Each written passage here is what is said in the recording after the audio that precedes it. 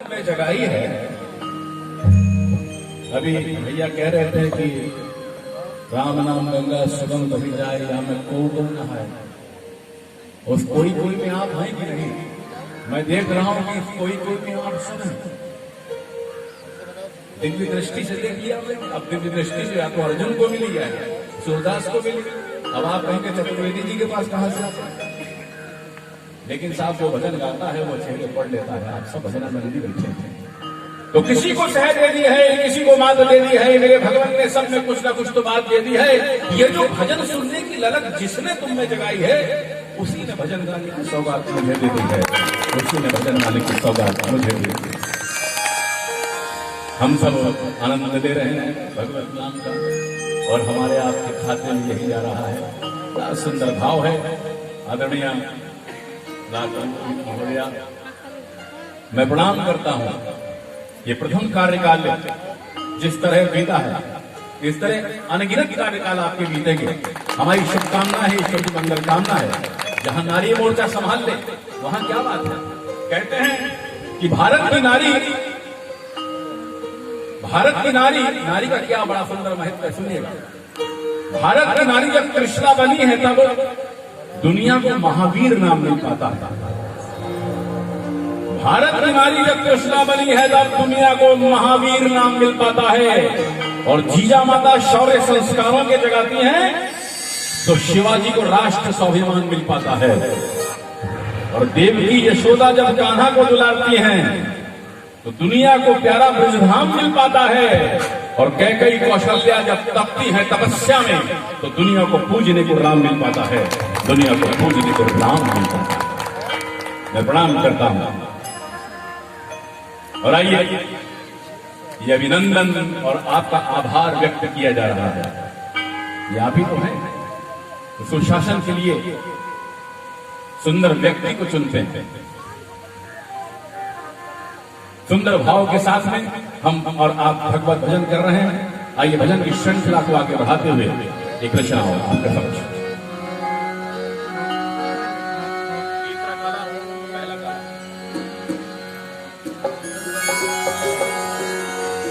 इस संसार में कौन दुखी है और कौन सुखी है, सुनिए।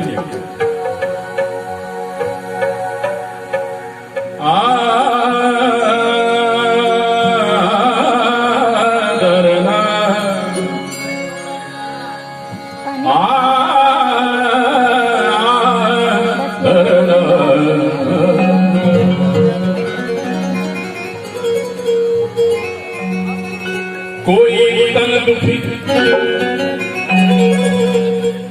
कोई मन दुखी, कोई धन बिन रहत उदास।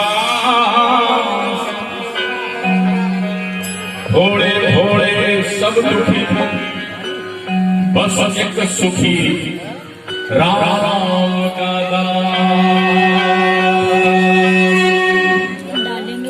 राम का दास ही सुखी है। क्या चरित्र है मेरे राम का कि महलों में भी आनंदित और जंगल में भी आनंदित, दोनों परिस्थितियों में मर्यादा बनाए रखने वाले श्री प्रभु श्री राम। उनका दास केवल वही सुखी है जो राम का दास है। इसलिए कहते हैं, हे अच्युतम केशवम कृष्ण दामोदरम, अच्युतम केशवम कृष्ण दामोदरम, राम नारायणम जानकी वल्लभम।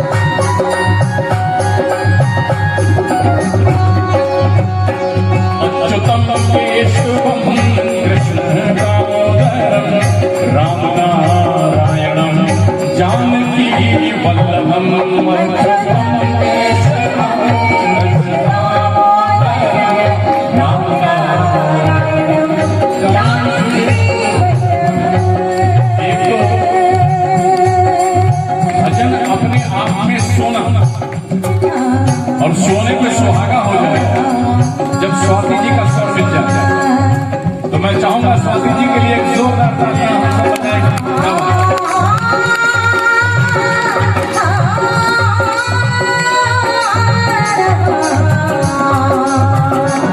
अच्युतम केशव कृष्ण राम नारायण जानकी वल्लभम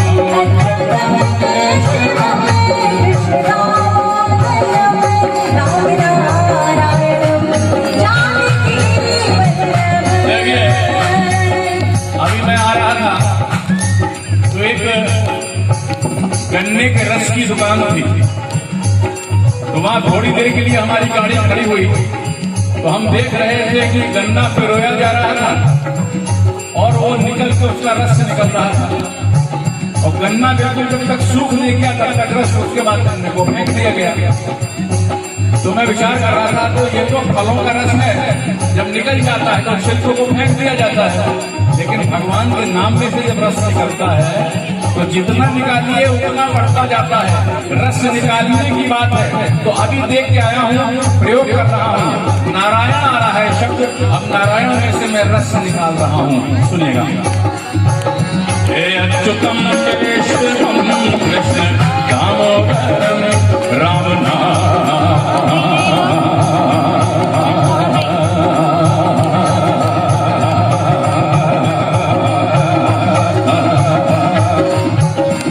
नारायणं जानकी वल्लभम अच्युतम केशवम कृष्ण दामोदरम राम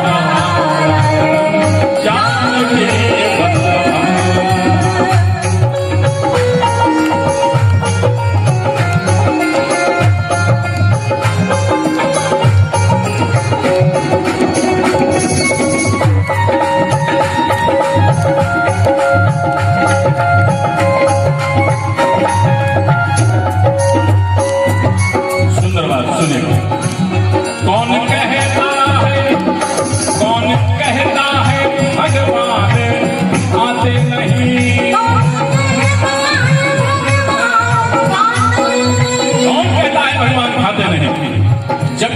जब भी करो अर्पित करो भगवान को, श्रद्धा का कर दो समर्पण, त्याग कर अभिमान को। पहले भोग फिर उपभोग। जरूरी नहीं है हम खाद्य पदार्थों का ही भोग लगाएं, अपने पूरे जीवन का भोग लगा दीजिए साहब। भगवान की आरती गाते हैं तो क्या कहते हैं? स्वामी सब कुछ है तेरा, स्वामी जीवन है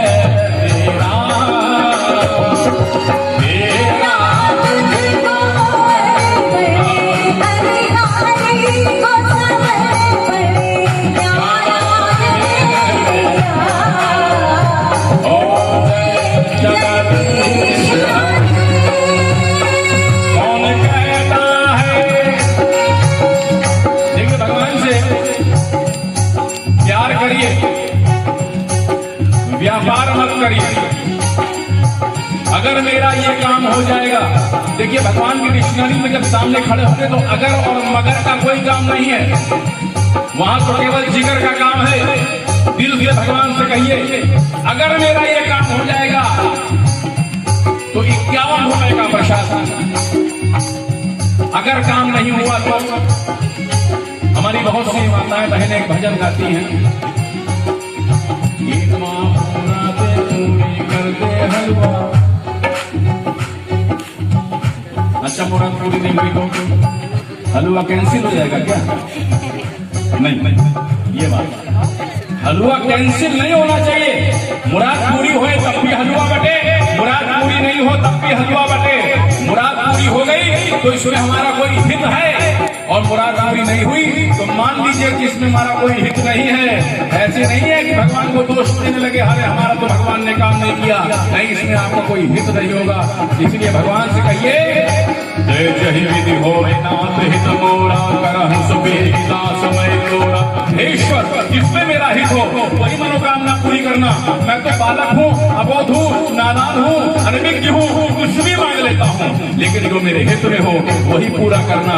जो मेरे हित में ना हो मेरे हृदय से निकाल कर वो मनोकामनाएं समूल नाश कर देना। इसीलिए कहते हैं भगवान भाव के भूखे हैं। ये कौन कहता है, कौन कहता है भगवान खाते नहीं,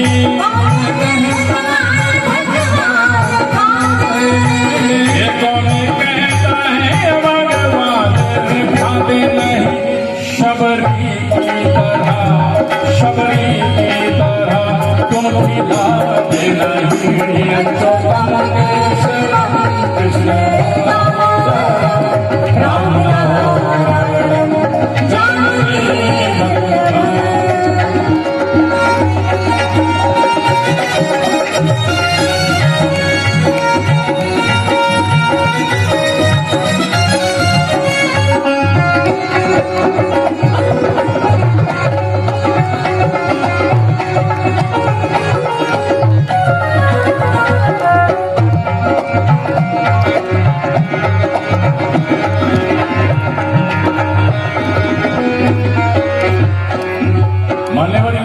भजन होता है ये 3 पद्धति से गाया जाता है। पहली पद्धति है व्यास पद्धति। एक व्यक्ति व्यास गद्दी पर बैठकर भजन गाता है और बाकी लोग सुनते हैं। दूसरी पद्धति है नारद पद्धति। नारद पद्धति में एक व्यक्ति वाद्यंत्र बजा के गाता है, बाकी लोग सुनते हैं। जय श्रीमन नारायण नारायण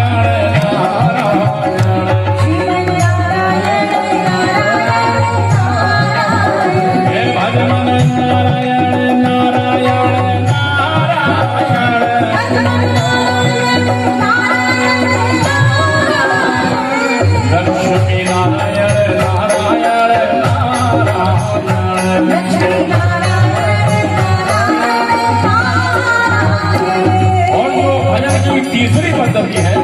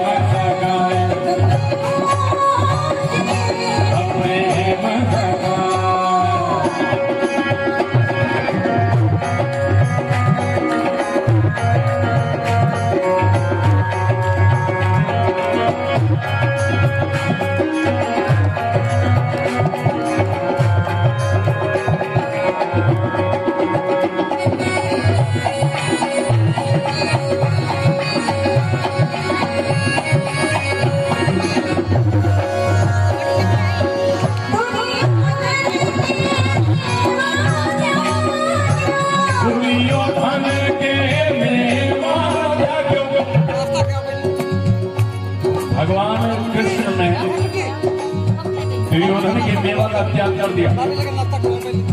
तो दुर्योधन बोले, हे कृष्ण, आपने मेरा अपमान किया है, मेरा घोर अपमान हुआ है।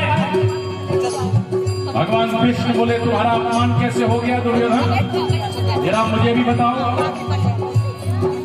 दुर्योधन बोले, साग और पत्ते विदुर के घर में खा लिए, 56 प्रकार के भोग मेरे यहाँ त्याग दिए, मेरा अपमान हुआ है। भगवान कृष्ण मुस्कुराए और बोले, देखो दुर्योधन, अगर 2 कारण नहीं है तो किसी के यहां भोजन केवल 2 कारण हो तभी करिए। आप भी ध्यान से सुनिएगा। पहला कारण, भगवान न करे ये स्थिति कभी किसी के ऊपर आए, सर्वे भवन्तु सुखिनः का भाव रखते हैं हम, सबका कल्याण हो ये भाव रखते हैं हम। पहला कारण ये है कि किसी व्यक्ति के ऊपर कोई विपत्ति आ जाए, कोई संकट आ जाए, भोजन के लाले पड़ जाए, तब तो वो व्यक्ति अपने मान स्वाभिमान को ताक रख के आपसे मांग के खा लेगा। 3 दिन बासी रोटी खिलाओगे तब भी खाएगा, कोई डिमांड नहीं करेगा कि हमको मटर पनीर की सब्जी चाहिए ना। पहला कारण। लेकिन दूसरा कारण अत्यंत महत्वपूर्ण है दुर्योधन। दूसरा कारण है कि भोजन कराने वाले के अंदर इतना स्नेह, इतना प्रेम, इतना मनोहार हो कि भूख नहीं भी लगी है तब भी जागृत हो जाए। इसका उल्टा भी होता है भाई साहब कि भूख बहुत तेज लगी है और परसी परसाई थाली पे किसी ने 2-3 उल्टी सीधी बातें कर दी कि लगी लगाई भूख चौपट हो जाती है। तो कृष्ण कहते हैं दुर्योधन से, दुर्योधन, ना तो मेरे ऊपर कोई संकट है जो मैं तुम्हारे यहाँ भोजन करूं, और ना ही तुम्हारे अंदर स्नेह का, प्रेम का भाव देख रहा हूं जो तुम्हारे अंदर भोजन करूं। सुंदर बात कहा। सूरदास जी कहते हैं,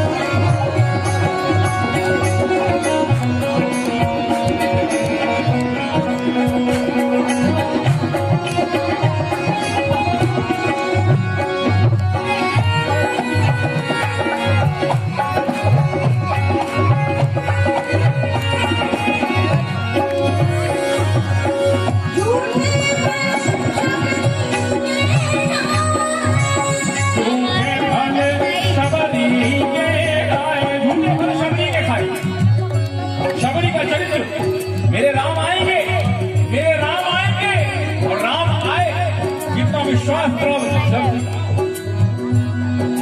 राम राम रटते रटते हो गई मैं बाबा।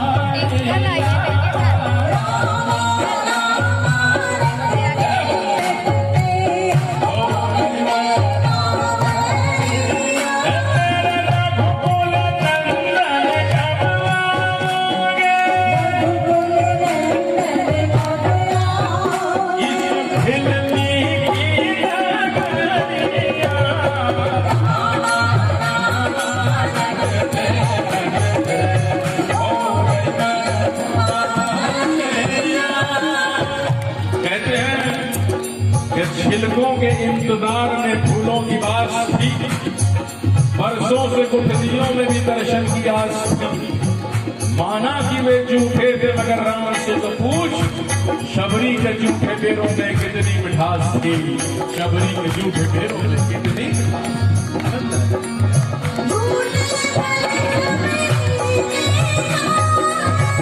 झूठे भाले शबरी के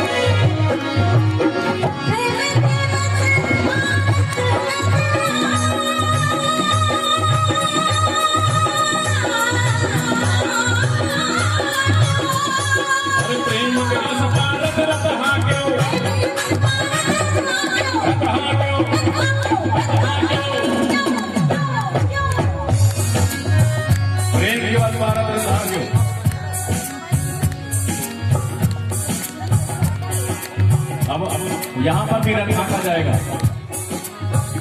वहां तो पारस में रथ हाँका था, यहाँ पे भी रथ हाँका जाएगा। अभी हम दो गाड़ियां आ रही थी रथ लेकर, हम लोग तो इवेलिया में घुस गए।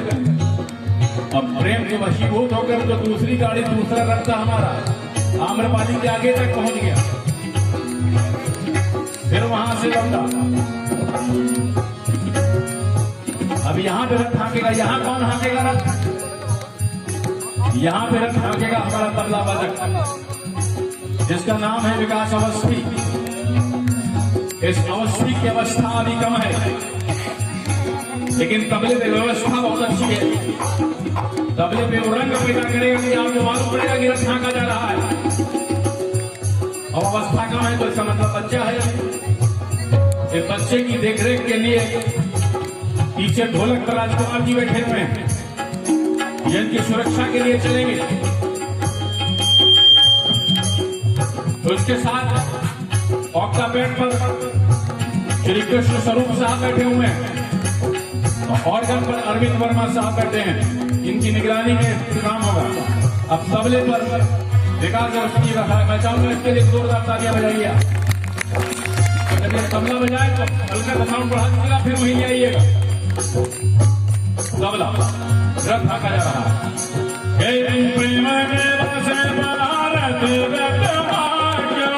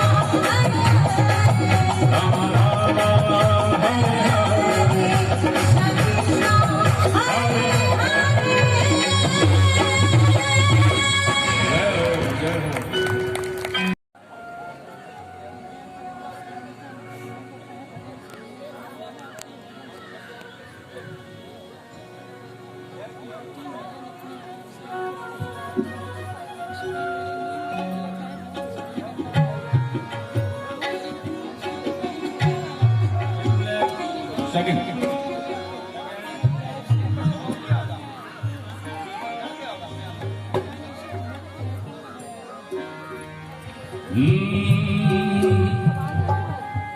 आइए, जैसा कि आप सभी लोग जानते हैं कि मेरा नाम किशोर चतुर्वेदी है। चतुर्वेदी जी मथुरा को बिलोंग करते हैं। हम माथुर चतुर्वेदी हैं।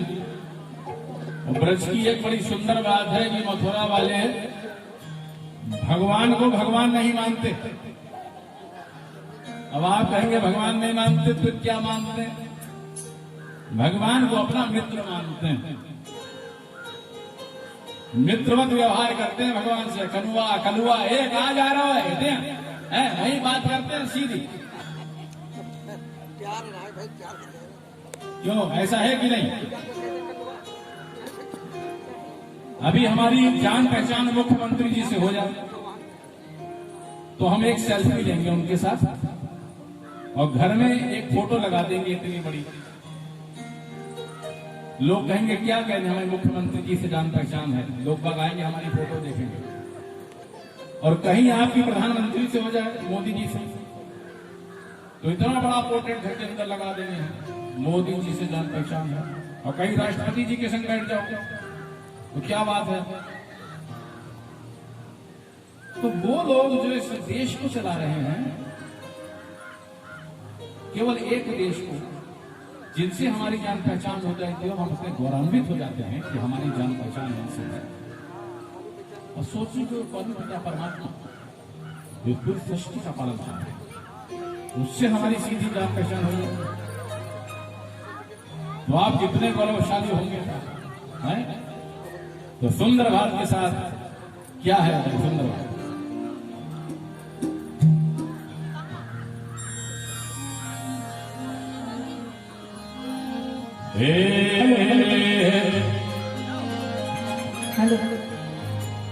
ये सांवरे रसिया सो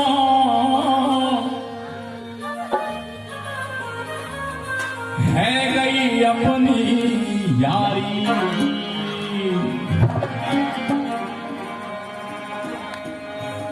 अरे है गई अपनी यारी,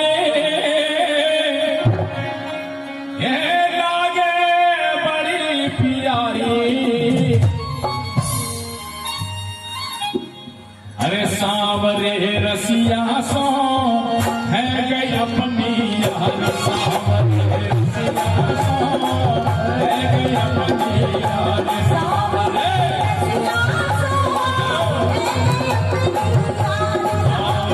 रसिया सो है गई अपनी यार, सांवरे रसिया सो है गई अपनी यार, सांवरे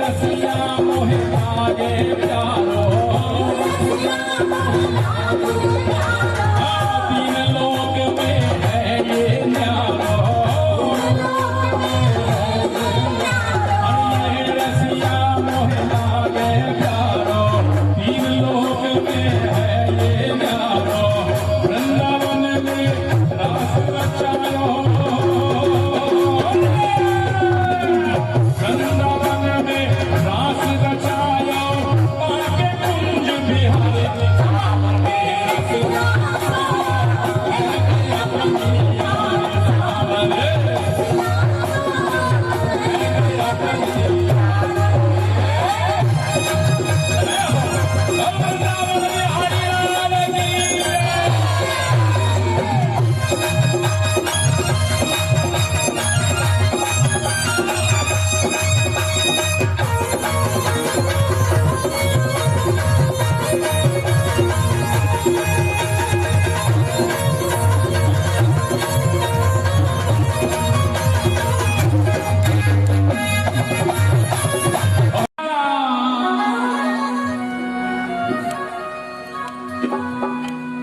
और मेरा नाम हो रहा है।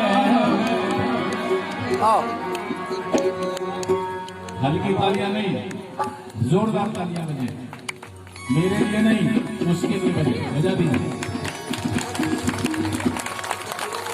क्या बात है।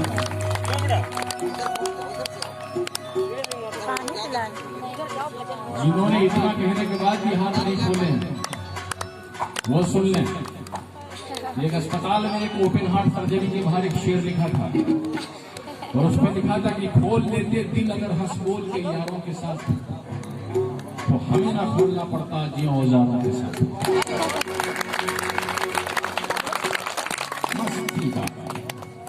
मस्त रहिए, स्वस्थ रहिए, आबाद रहिए, यहाँ रहिए या फरुखाबाद रहिए। मलियाबाद हाँ, फरुखाबाद हमारी ननिहाल है, ऐसे बता करते हो तुम कन्हैया और मेरा नाम हो रहा है। भगवान कैसे चमत्कार करते हैं, छोटी सी 1 मिनट की बात बताकर। मेरा दिल्ली में कार्यक्रम था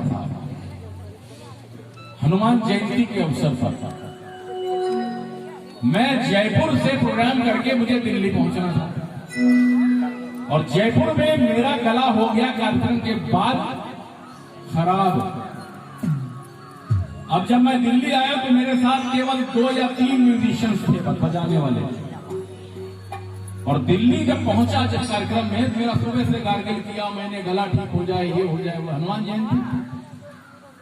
और जब मैं वहां पहुंचा तो बड़ा दुखी था कि आज मैं गा कैसे पाऊंगा, कैसे पाऊंगा, इतना बड़ा कार्यक्रम है और यहाँ पर मुझे बड़ा दुख हो रहा था। एक कलाकार का गला खराब हो जाए तो इससे बड़ा और क्या दुख सकता है। हम लोग कमिटमेंट कर लेते तो गले को बड़ा बचा के रखना पड़ता।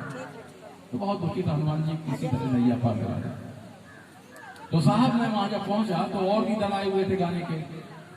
उनके संग किसी के संग 4-4, 5-5 लोग, कोई नगाड़ा लिए बैठा था, कोई हरगम लिए बैठा था, बड़े बड़े इंस्ट्रूमेंट लिए बैठा था और हमारे संग 2-3 लोग एक तबला हो। हम बैठे गाने के लिए, हमने कहा चलो जितना साधन है हम गाएंगे। तो हमने साथ दबे हुए गले से आलाप ली थोड़ी सी और 1-2 साथ के लोग थे। हमने कहा कोरस में आ जाना, कवरिंग फायर देना हमको भैया। हम जब गाएंगे तो आधी लाइन हम गाएंगे, फिर आधी लाइन तुम लोग पूरा कर देना, जिससे कि हमारा गला धीरे धीरे खुले। तो हमने जैसे ही आलाप ली, एक 2-3 मिनट का आलाप लिया मैंने, उसके बाद देखा तो आवाज पीछे से वो आने लगी जो इंस्ट्रूमेंट हमने नहीं लिए थे। हमने पलट के देखा तो 4 बंदे बैठे दिल्ली के, ऑर्गन भी लिए बैठा हुआ और नगाड़ा भी लिए, बांसुरी भी लिए। अरे मैं कहा आप लोग, बोले आपकी आज्ञा हो तो हम आपके संग बजाएंगे। अरे हमने कहा भैया आ गया, आपको तो हनुमान जी ने भेज दिया अपने यहाँ। मैंने उनसे कहा ना कुछ। अब 4-5-6 बंदे हमारे संग बैठ गए साहब और उस गले में मैंने गाना शुरू किया। एक भजन के बाद ऐसी आवाज खुली मेरी, खैर मुझे सेटिस्फेक्शन नहीं मिला थोड़ा, लेकिन लोगों ने बड़ा मजा लिया।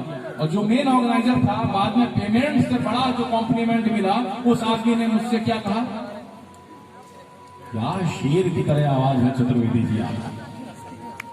हमने कहा आज ही के दिन शेर जैसी आवाज बोलनी थी, इससे बड़ा हनुमान जी की, इसमें मेरा कोई भी नहीं है, केवल हनुमान जी की कृपा होती है। अब इस भजन को कह रहा हूं कि मैं कहूं कि हाँ मैंने गाया, हाँ मैंने गाया, मैंने ही गाया, लेकिन मुझसे अगर वो गवाता नहीं तो मैं बिल्कुल नहीं गा पाता।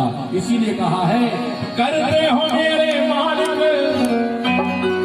और मेरा नाम हो रहा है। प्रभु आपकी कृपा से सब काम हो रहा है। प्रभु आपकी कृपा से सब काम हो रहा है। अरे करते हो तुम कन्हैया, करते हो तुम कन्हैया, मेरा नाम हो रहा है।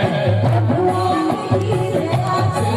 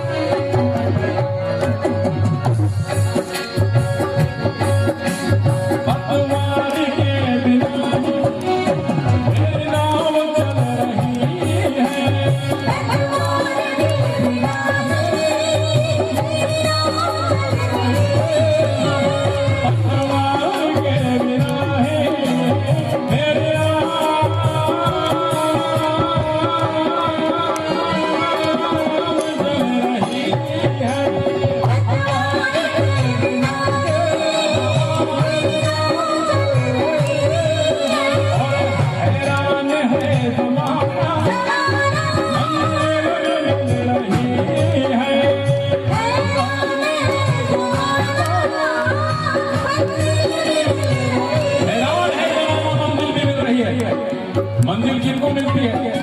कहते हैं कि मंजिल मिल ही जाएगी थोड़ा भटकते ही सही। मंजिल मिल ही जाएगी थोड़ा भटकते ही सही।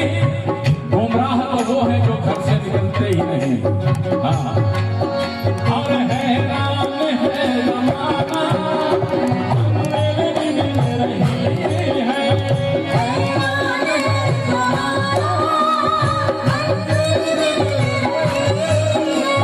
करता नहीं मैं कुछ भी, करता नहीं मैं कुछ भी, ये सब काम हो रहा है।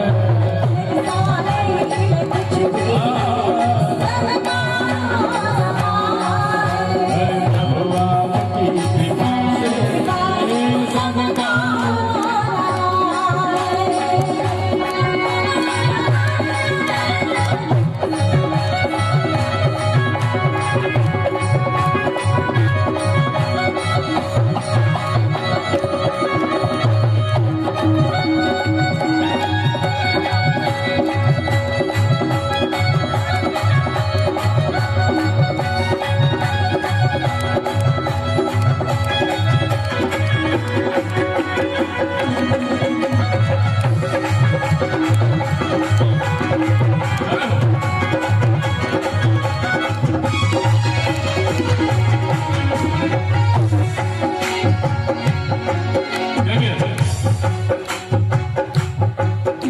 एक संगठन का मजबूती का एक महामंत्र बता रहा हूं आपको। कोई संगठन की मजबूती कैसे होती है, महामंत्र सुनिएगा। जब कोई बड़ा आयोजन करवाए, आज जैसे ये आयोजन करवाया गया,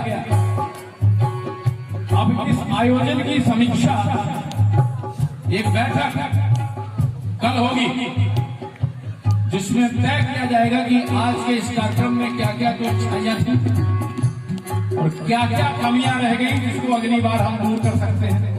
एक समीक्षा होगी, बैठक होती है। तो घर में कोई बड़ा आयोजन करवाएं और दूसरे दिन उसकी समीक्षा की जाए, बैठक हो, तो बैठक में श्रेय सामने वाले को देना सीखिए कि भाई साहब आप नहीं होते तो इतना बड़ा काम नहीं हो पाता, आप नहीं होते तो आज इतना बड़ा काम नहीं हो पाता। सामने वाला सोचता है मैंने इतना तो काम नहीं किया जितना श्रेय मुझे मिल रहा है, तो अगली बार जब उसको सम्मान देंगे तो कुछ और बेहतर करने की चेष्टा करेगा। हनुमान जी महाराज को मालूम है कि मेरे पीछे अगर प्रभु श्री राम न होते तो मैं पत्ता भी नहीं हिला सकता था। लेकिन प्रभु श्री राम जब हनुमान जी का परिचय भरत भाई से करा रहे हैं तो क्या कह रहे हैं? भरत भाई कभी से उड़े हम नहीं, जो भैया हनुमत नहीं होते